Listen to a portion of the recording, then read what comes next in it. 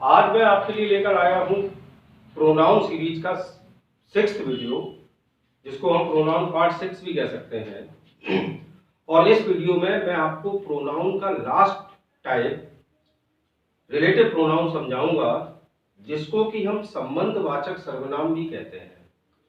इसको संबंधवाचक सर्वनाम इसलिए कहते हैं क्योंकि रिलेटिव प्रोनाउन के अंतर्गत जितने भी प्रोनाउन आते हैं वे कहीं ना कहीं किसी न किसी अन्य नाउन के साथ संबंध जोड़ने के लिए यूज किए जाते हैं, इसलिए इनको संबंधवाचक सर्वनाम भी कहा जाता संबंधवाचक सर्वनाम कहा जाता है हिंदी में। डेफिनेशन इसकी है, relative pronouns refer to those that stand for the nouns which precede them. अर्थात संबंधवाचक सर्वनाम वे सर्वनाम होते हैं, संबंधवाचक सर्वनाम वे सर्वनाम होते हैं जो नाउन के लिए यूज होते हैं तथा नाउन के साथ प्रयोग किए जाते हैं। The noun which a relative pronoun refers two is called antecedent. और जिस नाउन के लिए रिलेटिव प्रोनाउन हमारा यूज किया जाता है उसे उस रिलेटिव प्रोनाउन का एंटीसीडेंट अर्थात पूर्ववर्ती कर्ता कहते हैं। फिर से समझिए, जिस नाउन के लिए हमारा रिलेटिव प्रोनाउन यूज किया जाता है उस नाउन को हम एंटीसीडेंट अर्थात पूर्ववर्ती कर्ता कहते हैं। एंटीसीडेंट अर्थात पूर्ववर्ती कर्ता, ठीक है ना। अब एक नोट मैंने लिखा है, relative pronouns works as conjunction. Relative pronoun जो होते हैं वह वाक्य में कंजक्शन की तरह प्रयोग किए जाते हैं, so they are also called conjunctive pronouns. और इसलिए इनको हम कंजक्टिव प्रोनाउन भी कहते हैं।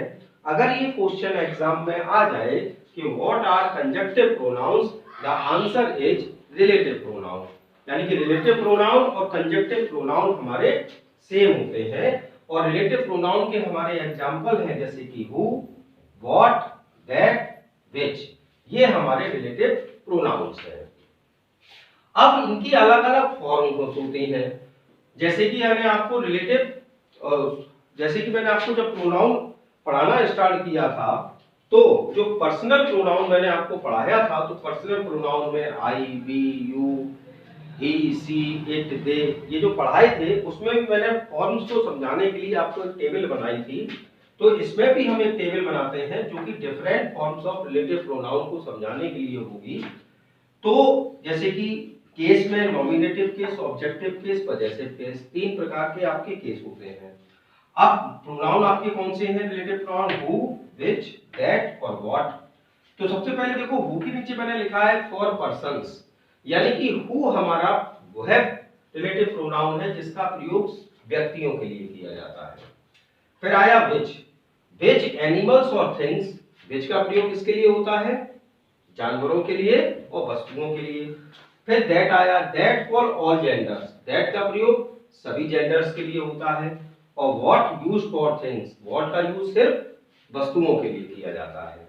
अब देखिए हु, नॉमिनेटिव केस हमारा हु का हु रहेगा, ऑब्जेक्टिव केस हो जाता है हुम और पजेसिव केस हमारा होता है हुज।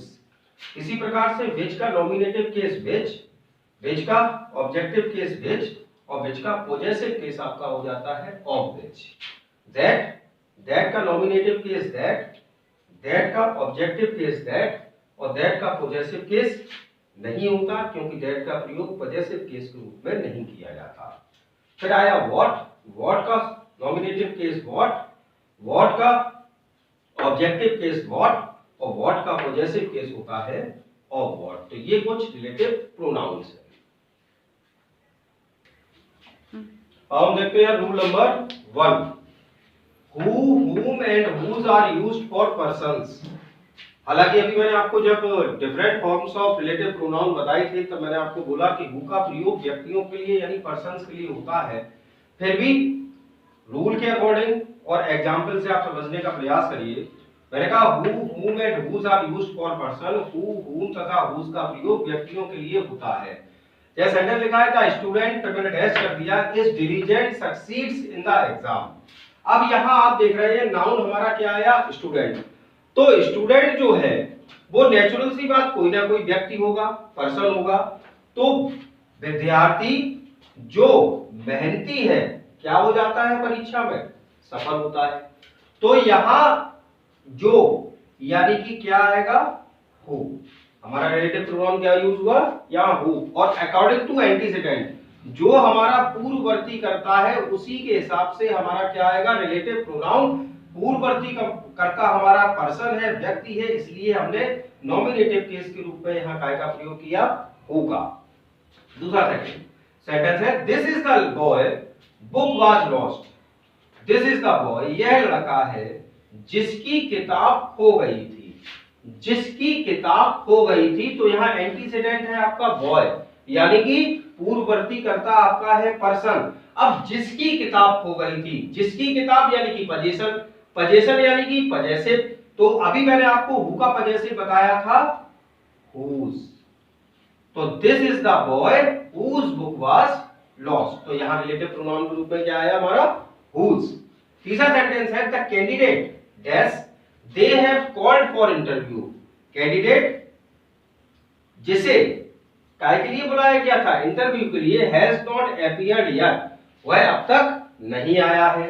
तो जिसे, हु का मतलब जो, हुज का मतलब जिसका, और जिसे का मतलब होता है आपका ऑब्जेक्टिव, यानी हु का ऑब्जेक्ट क्या होगा, हूं। और देखिए पूर्ववर्ती कर्ता हमारा क्या है, कैंडिडेट, यानी कोई व्यक्ति। तो जब व्यक्ति, तीनों सेंटेंस में पूर्ववर्ती कर्ता व्यक्ति है, इसीलिए एक सेंटेंस में हु आया नॉमिनेटिव केस के रूप में, एक में मैंने आपको हुज लगाया पजेसिव केस वाला सेंटेंस बनाया, और एक में ऑब्जेक्टिव केस के रूप में बताया तो मैंने उसमें हूं बनाया। तो ये आपका हुआ रूल नंबर फर्स्ट। अब आते हैं हम लोग रूल नंबर सेकंड पर। दूसरा रिलेटिव प्रोनाउन हमारा जैसे कि विच। तो लिखा है which is used for non living things and animals. अभी मैंने आपको जो टेबल बनवाई तब बताया था कि विच का प्रयोग नॉन लिविंग थिंग्स और एनिमल्स के लिए किया जाता है। अब सेंटेंस लिखा है this is the house is made of stone. यह घर है जो कि काय का बना है, स्टोन का, पत्थर का बना है। अब यहाँ पूर्ववर्ती कर्ता देखिए आप क्या है, हाउस। हाउस क्या है, non living thing. Non living thing है तो इसलिए हम काय का प्रयोग करेंगे, विच का। तो which is made of stone, इस पूर्ववर्ती कर्ता के आधार पर। The cow he bought yesterday is white. गाय जो वह कल लाया कैसी है, जो उसने कल खरीदी कैसी है, सफेद है। तो गाय जो उसने कल खरीदी। अब यहां जो के लिए हमने लगाया था हु, क्योंकि पूर्ववर्ती कर्ता हमारा क्या है, व्यक्ति। अब यहां जो के लिए हम क्या लगाएंगे, विच, क्योंकि पूर्ववर्ती कर्ता हमारा क्या है, काउ। काउ यानी कि जानवर, और जानवर के लिए काय का प्रयोग होता है, विच का। तो दूसरा रूल आपका ये हुआ। अब आया rule number third, that is used after superlative degree in the preference of who and which. ध्यान समझिए, लिखा है एक और तीसरा हमारा जो रिलेटिव प्रोनाउन है दैट। तो that is used after superlative degree. That का प्रयोग सुपरलेटिव डिग्री के बाद होता है in the preference of who and which. यानी कि अगर किसी वाक्य में एडजेक्टिव की सुपरलेटिव डिग्री आई हो और उस वाक्य में रिलेटिव प्रोनाउन के रूप में हु या विच का प्रयोग लगा हो, तो आप उस सेंटेंस में से हु या विच हटाकर क्या लगाएंगे, दैट लगाएंगे। अब यहाँ मैन आया, पूर्ववर्ती कर्ता मैन है, बिल्कुल सही बात है, मैन के अकॉर्डिंग हु हमारा बिल्कुल सही है। लेकिन एडजेक्टिव की सुपरलेटिव डिग्री लगी हुई है, यानी कि सिंपलेस्ट। तो इस एडजेक्टिव की सुपरलेटिव डिग्री होने के कारण हम इस सेंटेंस में हु का प्रयोग नहीं कर सकते, बल्कि काय का प्रयोग करेंगे, that ever lived in this country. ठीक है। रिलेटिव प्रोनाउन हमारा नेक्स्ट रूल में है that. That is used in the preference of who, whom, which, etc. after all, same, only, none, any, nothing, etc. कहने का मतलब कुछ शब्द ऐसे होते हैं जिनके बाद who, whom, which आदि के स्थान पर that लगाया जाता है, और वे शब्द हैं हमारे जैसे कि all, same, only, none, any, nothing, etc. अगर आपको किसी सेंटेंस में ये शब्द मिल जाए, इनमें से कोई मिल जाए, और अगर उस सेंटेंस में who, whom या which लगा हो, तो आप उसको हटा दें और उसके स्थान पर that का प्रयोग करें। जैसे ये एग्जांपल है all which glitters is not gold। अब इसमें सब लिखा है all, और all के बाद मैंने लगा दिया है which। तो यहाँ ऑल की बात प्रेफरेंस लगेगा आपका दैट, तो ऑल विच के स्थान पर that glitters is not gold, यानी कि हर चमकने वाली चीज सोना नहीं होती। शायद आपको ना पता हो, ये सेंटेंस जो है वह अंग्रेजी के एक बहुत बड़े साहित्यकार, बहुत बड़े राइटर हैं जिनका नाम है विलियम शेक्सपियर। तो विलियम शेक्सपियर ने अपने एक प्ले में इस लाइन को लिखा है कि all that glitters is not gold, हर चमकने वाली चीज सोना नहीं होती। और ये जो लाइन है वो आई है, प्ले का नाम है मर्चेंट ऑफ वेनिस। है, तो आप समझ गए, all same only none any nothing के बाद हु हुम या विच का प्रयोग ना करके आपको क्या का प्रयोग करना है, दैट का। नेक्स्ट टूल है that is also used after the interrogative pronoun who and what.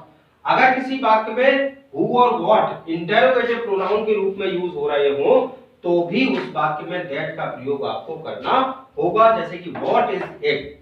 अब इस सेंटेंस में व्हाट जो है रिलेटिव प्रोनाउन के रूप में नहीं बल्कि इंटरोगेटिव प्रोनाउन के रूप में आया है। प्रश्न पूछा जा रहा है व्हाट इज इट, वह क्या है जो आप चाहते हैं, तो यहाँ काय का प्रयोग करेंगे हम, दैट का, क्योंकि यहाँ हु या व्हाट में से, यानी व्हाट आपका इंटरोगेटिव प्रोनाउन के रूप में आया है और इसलिए हम रिलेटिव प्रोनाउन के रूप में काय का प्रयोग करेंगे, दैट का। उसके बाद आया एक नया शब्द एज। कभी कभी वाक्यों में एज जो है वह रिलेटिव प्रोनाउन के रूप में यूज हो जाता है, खासतौर से दो शब्दों के बाद, एक है सच और दूसरा है सेम।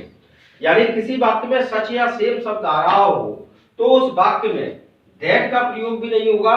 फिर हम कभी कभी ऐसे वाक्यों में काय का प्रयोग करते हैं, एज का। हालांकि लिखित रूप से एज जो है वो रिलेटिव प्रोनाउन नहीं है, लेकिन एज का प्रयोग रिलेटिव प्रोनाउन के रूप में हो जाता है, जैसे कि he is such a man that I admire. अब वाक्य में आया है सच, तो he is such a man as I admire, तो दैट कहां करके आएगा, एज आएगा। ये हमारा सेंटेंस गलत हुआ और ये सेंटेंस हमारा सही हुआ।